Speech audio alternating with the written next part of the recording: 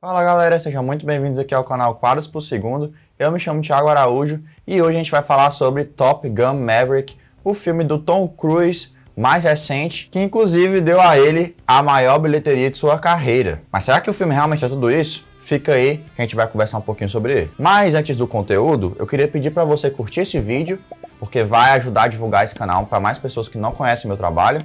Por favor, comenta aí se você curtiu, se você não curtiu o Top Gun, se você concorda comigo ou se você discorda de mim.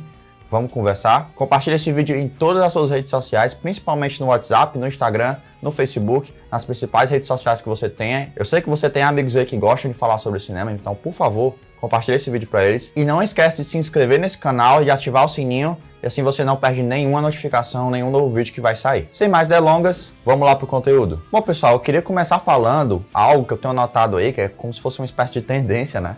O Tom Cruise, ele tá produzindo vários dos seus filmes agora, e eu tenho percebido que existe uma espécie de, não vou dizer conexão entre eles, mas são sempre os mesmos profissionais envolvidos nos filmes do Cruise, né? Eu tenho percebido que ele tá tendo um cuidado muito grande com as estéticas dos filmes, com a maneira como esses filmes são gravados, com a dinâmica da ação. Então Tom Cruise é a grande cabeça por trás de vários filmes que ele próprio estrela. Diferentemente do que seria o papel de um ator convencional, né? O ator convencional ele é contratado, ele faz o trabalho dele e parte para a próxima. O próprio Tom Cruise, eu acho que durante boa parte de sua carreira teve esse papel de um, digamos assim, ator convencional. Mas hoje em dia dá para perceber que ele tomou conta das próprias franquias em que ele trabalha. E aí eu acho que o maior exemplo disso é a própria franquia Missão Impossível, né? Que de início o Cruise era apenas um ator contratado ali no primeiro filme do Brian De Palma, vocês podem ver aí a capa do filme inclusive. E aí o filme foi trazendo diretores consagrados do gênero. Teve John Woo, teve J.J. Abrams, teve Brad Bird. E a partir do quarto filme é que eu tenho notado que o Cruise ele tem tomado mais controle dessa franquia. Que é inclusive esse cara aí, o Christopher McQuarrie, que começou a trabalhar com o Cruise e os dois viraram tipo super parceiros de trabalho, assim. A grande maioria dos filmes que eles fazem são juntos, né? O Missão Impossível, a partir do quinto filme, o Rogue Nation, começou a ser feito pelo Christopher McQuarrie, começou a ser dirigido por ele.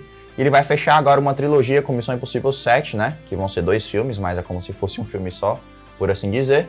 O Christopher McQuarrie dirigiu o 5, o 6 e agora também o 7º filme. Além de ter escrito outros filmes com o Tom Cruise, por exemplo, o Jack Reacher. E ele inclusive está atuando aqui também como produtor e como roteirista desse novo projeto. E eu acho importante a gente falar também, pessoal, que o Tom Cruise, eu acho que ele está tendo um papel muito importante pro cinema hollywoodiano de ação. Eu acho que o fato dele se importar muito com esses filmes e em toda a dinâmica que eles constroem, em todas as cenas realistas, entre aspas, de ação, ele realmente se arrisca na grande maioria desses filmes, me faz pensar que existe um cuidado muito maior do que a grande maioria dos outros filmes que Hollywood faz. Então está se tornando um grande prazer assistir esses novos filmes do Cruise, porque você vê que existe muito cuidado neles, em cada parte, é tudo muito bem pensado para ser uma grande experiência. O que nos leva ao Joseph Kosinski, o diretor que dirigiu Cruise em Oblivion, mas fez outros filmes notáveis, como por exemplo Tron, O Legado, né? Ele recuperou a franquia lá dos anos 70 e trouxe uma estética diferenciada. É um filme, assim, até certo ponto bem interessante. Esteticamente, pelo menos, o Joseph Kosinski, ele tem essa qualidade de fazer belos filmes, assim, filmes que realmente te encantam pelo visual. Porém, muito dificilmente o Kosinski vai te convencer pela narrativa dele, pela forma como ele conta a história. Sempre parece que falta alguma coisa nos filmes desse diretor. O que nos leva a Top Gun Maverick, que pra mim é, sem dúvida nenhuma, o melhor trabalho do Kosinski, né? Como vocês podem ver aí, tem uma imagem dele trabalhando com os atores no filme, né? Aqui do ladinho, o Tron, o Legado. Pra quem não viu, assista, é um filme interessante. Esse filme aqui, na minha opinião, tem uma direção excepcional do Kosinski. Inclusive, uma das coisas que eu acho que ele faz melhor aqui é respeitar o trabalho do Tony Scott, né? Que você tá vendo aí a foto dele com o Tom Cruise, ele dirigindo o Tom Cruise no primeiro filme. O Tony Scott é um diretor lendário de Hollywood.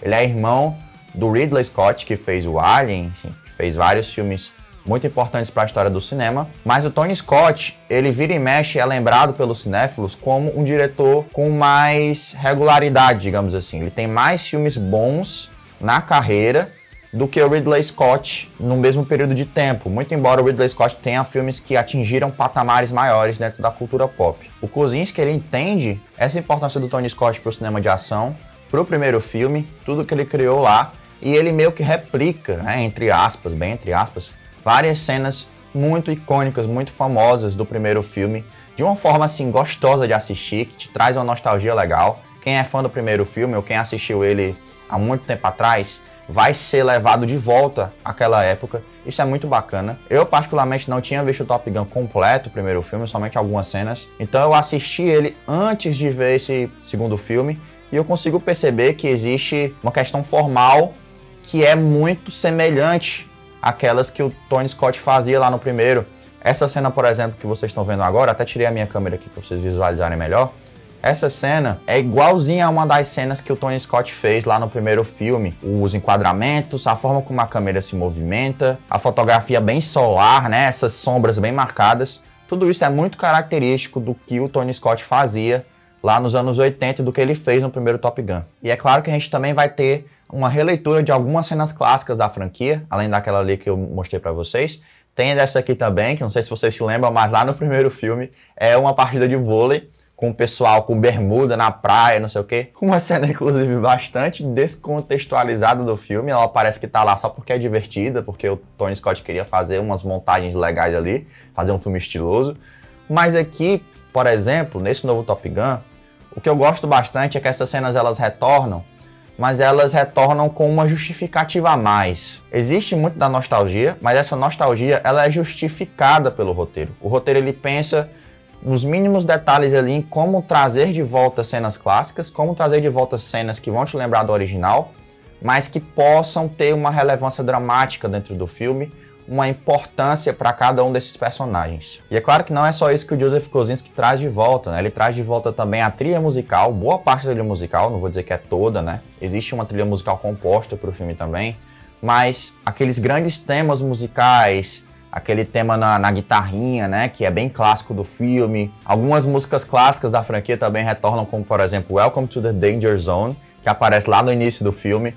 É tudo muito legal, muito nostálgico. E é claro, né, todo mundo tá gostosão no filme, todo mundo é bonitão. Isso aí também vem lá do primeiro filme. Só que tem uma coisa que eu gosto mais do primeiro filme do que dessa, né? E isso eu acho que seria legal até se o filme ele tentasse emular de alguma forma essa atmosfera, né? Que existe lá uma atmosfera meio homoerótica entre os pilotos, quase como se o Tony Scott ele desse uma zoada, ele fizesse umas brincadeiras com aquele ambiente super de machos, né, de machomans ali, todo mundo junto e tal, fortão, não sei o quê. Ele faz umas piadas com isso, assim, a maneira como ele utiliza, por exemplo, essa cena do vôlei que eu falei pra vocês, com homens suados jogando, interagindo e batendo os peitos um no outro, é muito engraçado, assim, até certo ponto. E tem uma atmosfera bastante sensual, digamos assim, né? É algo que eu não vejo tanto nesse filme aqui. O Joseph Kosinski deu uma aliviada nesse clima, né? Nessa atmosfera um pouco mais homoerótica. Porém, pessoal, nem só de nostalgia vive o filme, nem só de emulações do que foi feito antes vive o filme. Eu acho que tem uma questão que eu acho que é primordial, que melhora bastante, significativamente eu diria, que é as cenas de ação do filme, como elas são filmadas. O diretor Joseph Kosinski, em parceria com seu diretor de fotografia, Cláudio Miranda, eles fazem aqui algo que é muito mais compreensível do que no primeiro filme. E também por uma questão tecnológica, né, pessoal? Lá em 1980 era muito complicado você filmar jatos em movimento e você fazer algo coeso dentro de uma sala de montagem. O que atualmente é muito mais simples, porque existe muito mais tecnologia para isso, né? A gente já está acostumado a ver filmes, no próprio anos 2000, por exemplo, filmes como Filhos da Esperança, em que você tem planos sequências dentro de um carro muito pequeno. A tecnologia hoje nos permite isso. Então Tom Cruise pegou esse filme, né, aquele filme dos anos 80, e potencializou ele a novos níveis de tensão, a novos níveis de ação, digamos assim. E esse é um ponto totalmente positivo para a direção do Joseph Kosinski, porque ele consegue montar o filme, ele consegue estabelecer suas cenas de uma forma que é compreensível, que existe uma ligação muito boa entre os movimentos externos dos aviões, as cenas mais abertas e as cenas mais fechadas no cockpit, com pilotos interagindo. E sempre quando existe uma situação mais tensa, uma situação mais enervante, a montagem ela começa a ficar mais rápida, mais acelerada, as imagens elas ficam mais tremidas, Você realmente sente por aqueles personagens também. E existe, pessoal, também uma forte presença de efeitos práticos aqui, o que torna a experiência muito mais realista. Lá no início do vídeo eu falei justamente isso. O Tom Cruise ele se preocupa muito com o realismo das cenas, em fazer um filme de ação realmente diferente, que seja crível, que você acredite no que está acontecendo em tela e que aquela experiência seja muito imersiva, seja uma experiência catártica para o espectador. E é curioso que esse filme ele começa com uma mensagem do Tom Cruise, ele falando assim, olha pessoal, esse filme ele foi feito com aviões reais, ele foi feito com força G real, então tudo que vocês estão vendo, realmente os atores meio que passaram ali. Né? Todas aquelas cenas perigosas realmente foram filmadas com os atores dentro dos aviões. A forma como tudo isso é feito, a forma como tudo isso é filmado, faz com que a gente se sinta na pele desses pilotos. E, cara, é muito tenso. E como esse trabalho de direção do Joseph Kosinski, ele é tão inspirado assim, a forma como ele utiliza em alguns momentos chave do filme, faz com que a gente se sinta ainda mais enervado. Principalmente no clímax. Eu acho o clímax, do ponto de vista formal, brilhante. É brilhante a forma como o diretor faz com que a gente acompanhe uma missão extremamente perigosa, extremamente difícil de ser realizada, de uma forma muito empolgante, de uma forma que até em vários momentos, devido a uma montagem muito bem estabelecida, ela te surpreende, ela faz você pensar que o filme está indo por uma direção, mas ele está indo por outra direção. Então é não somente interessante do ponto de vista de você acompanhar uma bela cena de ação, como também são cenas surpreendentes, até do ponto de vista narrativo mesmo, a forma como elas operam. Muito fantástico isso. Mas é claro, pessoal, tô falando aqui do ponto de vista formal. Essas cenas ainda tem um probleminha de roteiro que eu vou explicar depois. E eu acho que é chover no molhado falar que o trabalho do Cláudio Miranda como diretor de fotografia é espetacular. O cara não apenas consegue idealizar planos muito parecidos com o Top Gun original, que traz essa sensação de nostalgia com o seu diretor, como ele também consegue atualizar muito bem tudo isso e fazer o que, na minha opinião, é uma grande evolução do primeiro Top Gun. Então, ponto para a direção de fotografia e também para a direção de arte. Pô, você trazer tantos aviões fantásticos e fazer toda a roupa de piloto ali do jeito que tá e tal. A maneira como tudo vem à vida é espetacular, é fantástico. É um dos melhores designs de produção desse ano, com tranquilidade, pessoal, com tranquilidade. E é claro que eu também vou destacar o trabalho da edição de som e da mixagem de som dentro de uma sala IMAX. Essa parada explode a sua cabeça, é simplesmente extraordinário você ouvir os aviões passando por você, indo de um canto a outro canto, você consegue perceber tudo isso. A forma como esse som é desenhado é simplesmente de outro mundo, é simplesmente brilhante, brilhante, merece até Oscar, na minha opinião. Agora vamos falar um pouquinho sobre o roteiro, pessoal.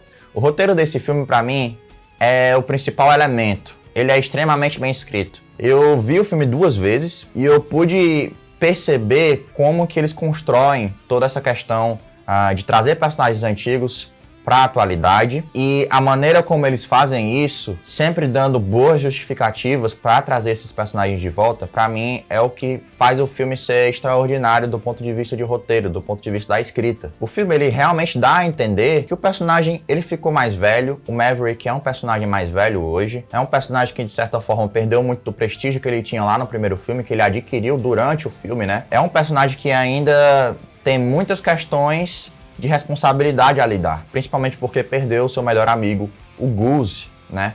Quem aí lembra do primeiro filme vai lembrar do Goose. E agora, ele tem que lidar com a vinda do filho do Goose, que é o Rooster, que é feito pelo ator Miles Teller, que tá aí na tela para vocês. Inclusive, essa cena dele tocando no piano, ele toca exatamente a mesma música que o pai dele tocou lá numa cena do primeiro filme. Então, o filme ele utiliza dessa cena para fazer o personagem do Maverick entender agora de uma vez por todas, que aquele vai ser o grande desafio dele, que aquele vai ser o grande drama dele. Como lidar com o filho do melhor amigo dele, que acabou morrendo nos braços dele, né? Como lidar com isso? Como lidar com o fato do menino provavelmente ter problemas com ele, achar que ele foi o responsável pelo assassinato do seu pai. E o filme também traz outros dramas além desse especificamente, né? Existem outras questões envolvendo os dois, que eu acho que são super bem trabalhadas, que eu acho que faz com que o filme ganhe um peso emocional muito forte. E essa relação entre eles, inclusive, na minha opinião, é a melhor coisa do filme, tranquilamente. Eu acho que carrega grande parte do filme. Se não existisse essa relação, que é chave o filme não seria a mesma coisa, ele não teria as mesmas cenas de tensão, ali todo o trabalho da direção em relação a isso, a boa dinâmica da ação, ela não existiria da mesma forma. Inclusive na crítica de Jurassic World que eu trouxe antes desse filme aqui, eu falo justamente isso. Lá, muito embora o diretor ele tente fazer cenas boas de ação, o fato do roteiro ser uma porcaria completa faz com que as cenas soem muito chatas, muito... assim, você querendo que os humanos morressem para os dinossauros naquela situação específica. Aqui acontece justamente o contrário. Como o roteiro ele trabalha muito bem os personagens dele, principalmente a relação entre o Rooster e o Maverick, faz com que você lá no final do filme esteja com o coração batendo mais forte, tentando antecipar o que vai acontecer. Caralho, vai acontecer isso, vai acontecer aquilo. É muito foda isso. E essa relação entre os dois personagens traz temas de perdão, temas de paternidade, temas de responsabilidade, de impulsividade, de amizade, de como você agir durante uma ação difícil, durante uma missão difícil. Tudo isso aí traz um estofo muito maior para Top Gun Maverick, indiscutivelmente, pessoal. Também temos aqui um novo romance do Maverick com outra personagem. Agora é a personagem Penny, interpretada pela Jennifer Connelly. É uma boa personagem. É uma personagem que eu acho que inclusive é melhor do que a personagem do filme anterior, a Charlie, vivida pela Kelly McGillis. Inclusive eu vou falar um pouco sobre a Kelly McGillis lá no final desse vídeo. Umas coisas que eu acho bem problemáticas assim sobre esse Top Gun Maverick, mas eu vou deixar para depois. Falando exclusivamente da personagem da Penny e da relação dela com o Maverick, né, com o personagem do Tom Cruise, é muito bom, é muito leve, eu acho que traz uma leveza que é diametralmente oposta àquelas cenas de tensão e de enervação que o filme traz nas cenas de ação, né? Então isso não só dá um respiro muito bem-vindo pro filme, como também desenvolve o personagem do Maverick em outros planos, né? E aí eu destaco principalmente o plano da estabilidade do personagem, porque enquanto a personagem da Kelly McGillis lá no filme anterior parecia muito mais algo vaidoso do personagem do Tom Cruise, né?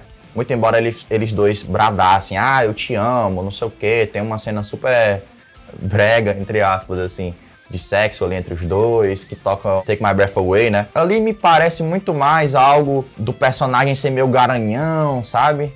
Me parece muito mais um traço de personalidade dele do que necessariamente algo que a gente realmente reconhece como importante pro personagem, digamos assim. Nesse filme eu acho que é totalmente diferente, porque a gente tá lidando com um Maverick mais velho, um Maverick que apesar de ainda ter muito da impulsividade do primeiro filme, aqui ele já tá tentando se assentar um pouco mais, ele já tá tentando ter uma estabilidade ali de vida, né, construir até certo ponto uma família, muito embora ele no início do filme ele esteja perdido em relação a isso.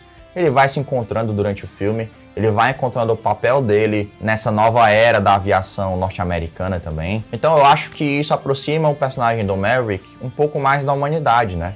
Ele é um personagem menos estereotipado aqui do que era antigamente. E o filme também traz personagens secundários que são bacanas, que funcionam dentro do contexto do filme ali, né? Os novos pilotos da academia Top Gun. Eu acho que eles funcionam também lá no final, também lá no clímax. Eles fazem a parte deles, então tem um aspecto funcional para esses personagens, mas eu também gosto da personalidade deles, eu gosto da forma como eles são abordados no filme. Eu acho que faz todo sentido lá com o filme anterior também. E fica aqui um destaque para um personagem secundário específico, que é o Hangman, né? Feito aí pelo Glenn Powell, que atuou muito bem nesse filme. Ele é uma espécie de espelho do personagem do Iceman, né? Interpretado pelo Val Kilmer lá no primeiro filme. Mas eu acho que ele consegue se destoar um pouquinho, eu acho que ele consegue ter uns conflitos legais ali com o Rooster, né?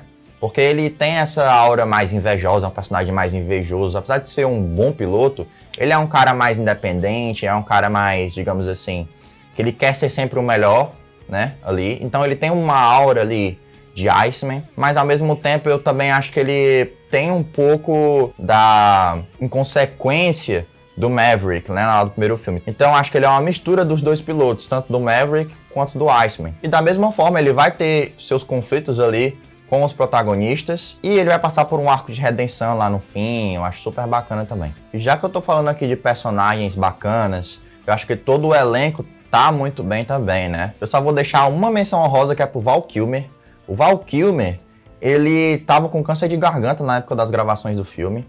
Então foi absurdamente difícil para ele fazer a cena em que ele atua aqui no Top Gun Maverick. E a maneira como essa cena foi dirigida, a forma como ela é sensível, a forma como o ator se esforça pra caramba pra fazer aquilo. Ele se esforça pra falar, pessoal. Ele se esforça pra falar numa cena específica. Eu admiro muito isso. Eu acho que é esforço de um ator que realmente queria estar no projeto, queria voltar à pele do personagem, e é simplesmente sensacional, assim. Eu adoro o Val Kilmer e eu gosto muito que ele tenha ainda essa fome de atuar, essa fome de fazer arte. Mesmo assim, né, na época que ele estava doente. Atualmente ele já se recuperou do câncer de garganta. Espero que fique tudo bem com ele, que ele volte a fazer cinema também outras vezes. E é isso, assim, eu simplesmente adoro o Val Kilmer nesse filme aqui, essa cena que ele fez. É um destaque super positivo para ele. Uma outra coisa que eu queria adereçar, que eu acho que funciona super bem nesse filme aqui, que já foi feito em outros filmes, diga-se de passagem, por exemplo, 007 Operação Skyfall, acho que faz muito bem isso, que é dar uma sensação de urgência pro roteiro do filme, como se aquela pudesse ser de fato a última aventura no universo de Top Gun. E como eles fazem isso, né? Eles pegam a temática do velho versus o novo. Eles pegam o fato de que os pilotos estão ficando obsoletos dentro do mundo do exército ali norte-americano, porque está sendo usado bastante drone, está sendo usado bastante aviões automáticos, né?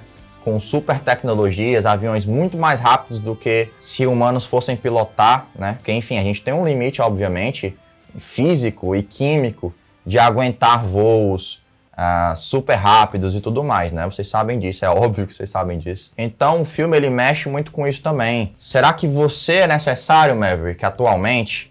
Você e toda a trupe de pilotos que você representa, um dia eles vão ser totalmente descartados e o automático é que vai ser a norma. Então o filme ele realmente pinta uma sensação de que aquela realmente pode ser a última aventura de Top Gun, né? E traz paralelos interessantes com a realidade, isso é muito bacana. Ao mesmo tempo, é muito interessante como o filme traz uma atmosfera de que os pilotos são necessários para a missão que vai se seguir, né?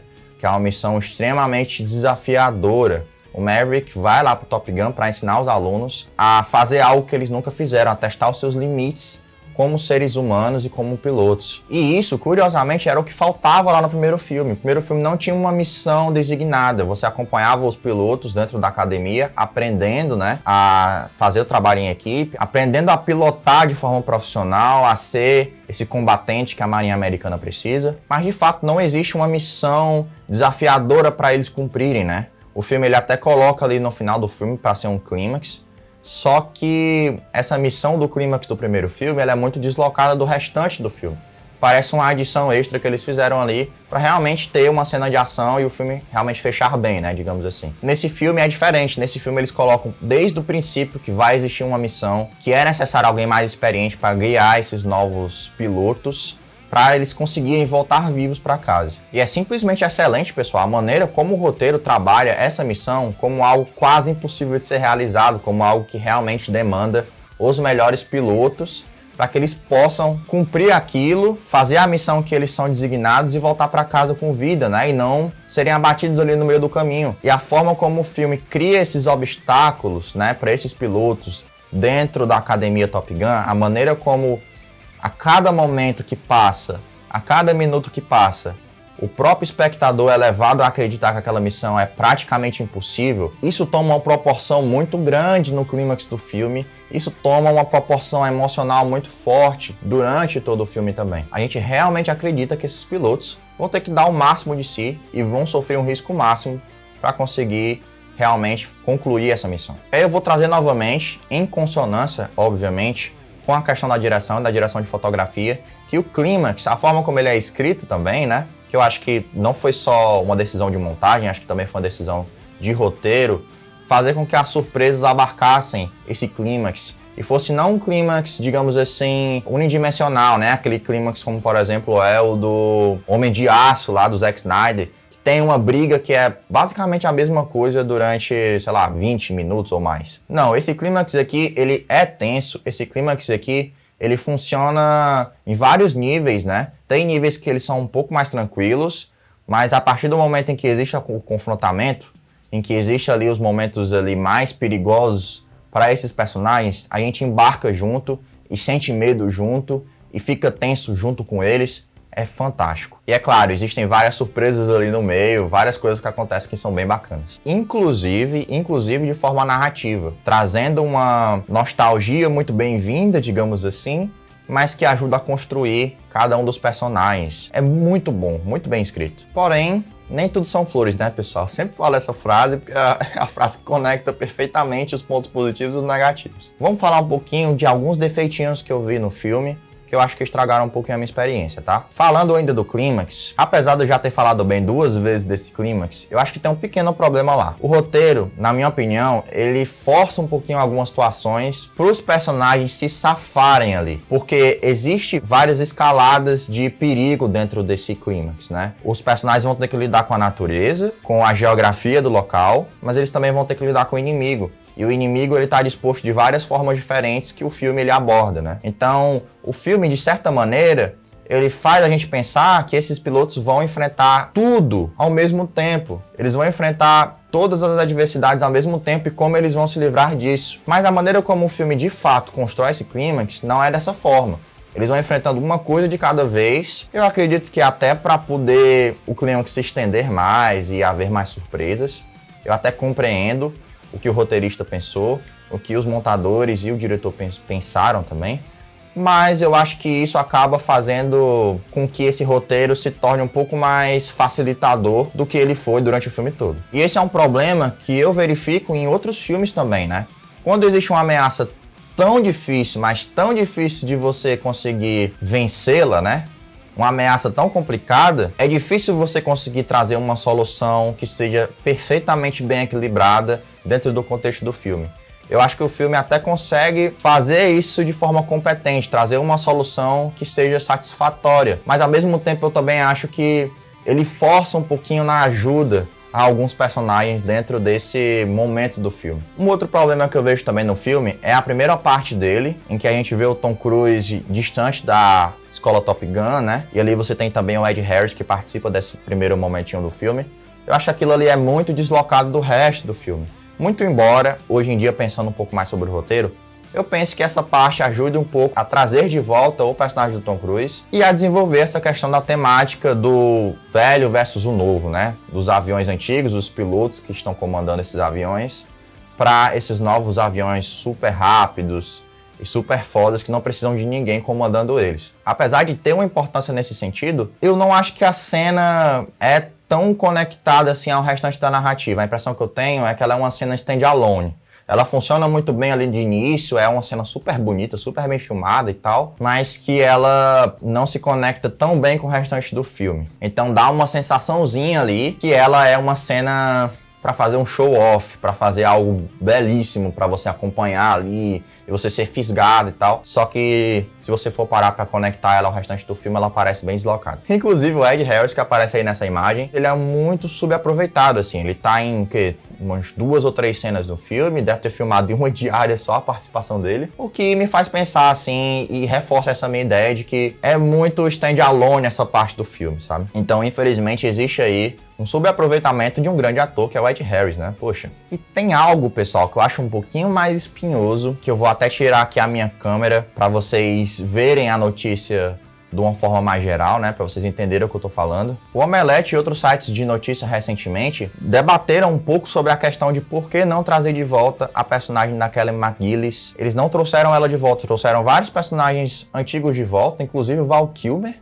né, o pobre do Val Kilmer tá acabado, tava com câncer de garganta na época e tal, e trouxeram ele de volta. O personagem tem uma relevância muito grande na trama. Trouxeram também o filho do Goose, né, que é um personagem super importante lá no primeiro filme também, trouxeram esse filho dele pra ter uma questão narrativa interessante no filme, tudo bem. Por que não trazer de volta a personagem Charlie, interpretada pela Kelly McGillis de volta? Por que não trazer essa personagem de volta, nem que seja assim pra realmente ter um fechamento com ela, pra gente entender o que aconteceu com ela? Por que não trazer? E é justamente o que esse artigo do Omelete traz, né, escrito pelo Caio Colette, inclusive um artigo muito bom, em que ele se questiona por que a Charlie não está no Top Gun 2. Atriz e diretor dão versões diferentes. E aí a gente vai analisar cada uma dessas versões. Eu vou tentar chegar aqui em um consenso com vocês do que eu penso sobre essa história toda e por que eu acho que isso aqui é um ponto negativo do filme, tá? E aí, seguindo a reportagem, pessoal, a gente percebe que o diretor Joseph Kosinski deu um esclarecimento para isso. O que é que ele falou? Vamos acompanhar aqui. Nem consideramos contar histórias como essa no nosso filme. Não queria que todas as tramas de Top Gun Maverick fossem sobre olhar para o passado. Era importante introduzir novos personagens. E aí ele introduziu a personagem da Penny, que tem uma mençãozinha lá no primeiro filme, que ela teve um caso com o Maverick, né? E aí ele resolveu trazer ela de volta com uma nova atriz, no caso, a Jennifer Connelly, para ser esse interesse romântico do Tom Cruise, mas também ser uma nova personagem, né? E olhar, como o próprio diretor fala, para frente. Porém, pessoal, lá em 2019, a Kelly McGillis, a atriz que faz esse papel romântico, digamos assim, lá com o Tom Cruise no primeiro filme, ela fala com muita sinceridade porque ela acha que ela não foi chamada para o filme, tá? E eu vou debater aqui com vocês isso. Ela diz aqui, ó, eles não entraram em contato comigo e nem achei que iriam. Eu estou velha, estou gorda e tenho uma aparência apropriada para a minha idade. Esse não é o tipo de coisa que essa cena dos blockbusters valoriza. E ela continua. Honestamente, prefiro me sentir segura e confortável no meu corpo, em quem eu sou e no que eu sou na minha idade, do que colocar valor nessas outras coisas. E eu trouxe também uma manchete, pessoal, lá do Adoro Cinema, falando justamente sobre isso, né, sobre esse problema. A atriz Liv Tyler, que fez lá Senhor dos Anéis, inclusive uma boa atriz, ela fala aqui que atrizes de quase 40 anos são tratadas como cidadãs de segunda categoria. Ou seja, muitas dessas atrizes que tinham vários papéis antigamente no grande cinema hollywoodiano, elas perdem esses papéis, elas não são chamadas novamente para atuar em filmes, simplesmente por conta desses padrões de beleza hollywoodianos, assim, que você tem que ser uma atriz belíssima, ser super bonitona e tal, muito para além do talento. Muito para além do talento. Você pode ser super talentosa, mas você vai perder diversos papéis mesmo, porque você está envelhecendo. Isso acontece com diversas atrizes em Hollywood. Então, pessoal, esse é um sentimento muito importante da gente debater, da gente discutir, da gente trazer para jogo. É uma coisa que, infelizmente, acontece demais na indústria hollywoodiana. E eu não acho que o Top Gun ele é um filme que faz isso sozinho, separado dos outros. Não, ele é um sintoma do problema, ele não é o problema em si, digamos assim, sabe? E eu posso perceber, se vocês fizerem uma pesquisa muito rápida no Google, vocês também vão perceber isso, se vocês pegarem a faixa etária das atrizes com quem o Tom Cruise atuou, assim, durante muito tempo na carreira dele, são sempre atrizes mais jovens que ele. Ele tem atualmente 59 anos, ele já atuou com atrizes de 30 anos, com atrizes de 40 anos, ele já atuou com Rebecca Ferguson, com Annabelle Wallis, Emily Blunt e também com a Olga Kurylenko lá no Oblivion. São todas atrizes que, na época, eram bem mais jovens do que o Tom Cruise. E vocês querem saber um outro ator também que faz isso muito? O Adam Sandler. O Adam Sandler sempre tem esposas jovens e bonitas nos filmes dele, mesmo ele sendo bem feinho, né? Vamos combinar. Então, gente, é muito questionável essa escolha, assim. Tudo bem, eu entendo a versão do diretor. Eles queriam tirar provavelmente uma personagem que não era muito boa, não era muito bem escrita, e substituir por uma personagem melhor. E de fato, a personagem da Penny nesse filme, ela é melhor. Porém, é importante que se fale, que se pense, que se reflita, porque tantos atores velhos foram chamados para esses novos papéis, né? Atores com mais idade, atores homens, né? E por que que não tem nenhuma mulher mais velha desse filme? Esse filme, na verdade, tem pouquíssimas mulheres no elenco, né? Tem uma mulher que é uma piloto, que é uma boa personagem, inclusive, não vou reclamar dela. Tem uma personagem mais jovenzinha, uma adolescente, que é a filha da Penny, e tem a Penny, né? A Jennifer Connelly, ela é mais nova que o Tom Cruise, e ela tá com um corpo, com um físico bastante comum dentro do mundo da moda, é uma mulher magra, uma mulher esbelta, né? Hoje em dia, você percebe que não tem muito espaço para mulheres mais velhas atuarem lá, sendo que deveria haver. E isso é injusto. Isso é sexismo na acepção da palavra, entendeu? Então, pessoal, por mais que narrativamente o diretor tenha uma certa lógica no que fala, eu acho que ele poderia sim fazer essa homenagem para a personagem. É uma personagem importante da franquia e que foi simplesmente deixada de fora, sabe-se lá por quê, né? Tem essa versão dele, tem a versão da própria atriz. Eu deixo para vocês refletirem sobre isso, mas na minha opinião, não vou ficar em cima do muro. Eu acho que existiu sim sexismo e etarismo. Etarismo é um preconceito com pessoas idosas, né? No caso, mulheres. Então é um sexismo e um etarismo. Existiu sim isso em Top Gun Maverick, tá? E é algo que, enquanto eu fui pensando sobre isso, foi me consumindo muito mais, assim. Essa questão me fez pensar muito, me fez refletir muito, não só sobre Top Gun Maverick, mas sobre a indústria hollywoodiana, assim. Porque isso sempre aconteceu, pessoal. Não se engane, isso sempre aconteceu na indústria hollywoodiana, sempre. E eu tenho a sensação de que isso pode continuar acontecendo se a gente não falar sobre isso. Então, pessoal, é por conta desses problemas, dessas questões negativas que eu vou dar 4 de 5 pro Top Gun Maverick. Não é um problema exclusivamente narrativo, é um problema, essa questão do etarismo, do sexismo, que ultrapassa essas barreiras. É um problema que vai além disso, que vai para a indústria como um todo. Que a gente consegue pensar em vários filmes que fizeram a mesma coisa, né? Então é importante a gente adereçar esse problema e falar sobre isso também. A gente levar essa discussão para além, né? Eu acho super relevante isso. Então isso pesa demais na minha avaliação do filme, porque eu não consigo simplesmente ser frio pensando sobre isso, assim. Eu acho que é extremamente relevante a gente pensar sobre o assunto. E também, é claro, não é somente esse problema que assola o filme. Tem um outro probleminha de roteiro também que me incomodou durante a projeção. Então tá aí, nota 4 de 5 pro filme. Me fale aí o que é que você acha, se você concorda ou discorda comigo, deixa o seu comentário nesse vídeo. É super importante o debate correr para mais pessoas. Curta esse vídeo para espalhar o meu trabalho para outras áreas do YouTube, para outras pessoas também. Compartilhe esse vídeo para um monte de gente que você queira, né? Que você acha que é relevante, que vai gostar de ver esse vídeo aqui. Se inscreve no canal, ativa o sininho para não perder nenhuma notificação e também me segue lá nas minhas redes sociais. Vou deixar os meus arrobas lá embaixo na descrição do vídeo, junto com todas essas matérias que eu trouxe para vocês. Eu sou o Thiago Araújo, muito obrigado pela paciência e por estar aqui até o final desse vídeo. Um forte abraço e até a próxima. Tchau, tchau.